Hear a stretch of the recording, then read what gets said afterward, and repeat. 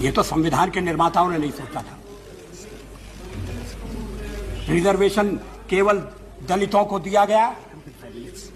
मैंने सारी constituent assembly की बहस पढ़ी है।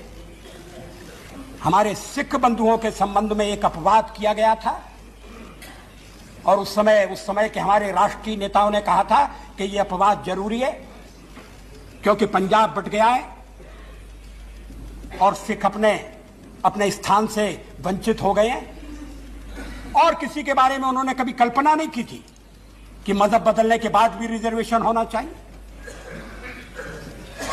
और अगर आर्थिक आधार पर रिजर्वेशन करना है तो फिर सबके लिए कर दीजिए, उसमें फिर सवर्ण भी आना चाहिए। गरीब ब्राह्मण ने क्या बिगाड़ा है?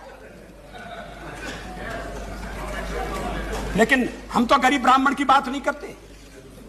कर्नाटक में एक ब्राह्मण सम्मेलन हुआ था और मुझे कर्नाटक के एक विशेष नेता ने निमंत्रण दिया कि हम कर्नाटक में ब्राह्मण सम्मेलन कर रहे हैं, आप आइए। मैंने कहा मैं ब्राह्मण हूं, ये आपको कैसे याद आया? मैं तो आज तक ब्राह्मण सम्मेलन में नहीं गया और मैंने उनसे कहा कि मैं हिंदू सम्मेलन में जाता हूं तो मेरी आलोचना होती है, आप तो ब्राह्मण सम्मेलन तक पहुंच गए।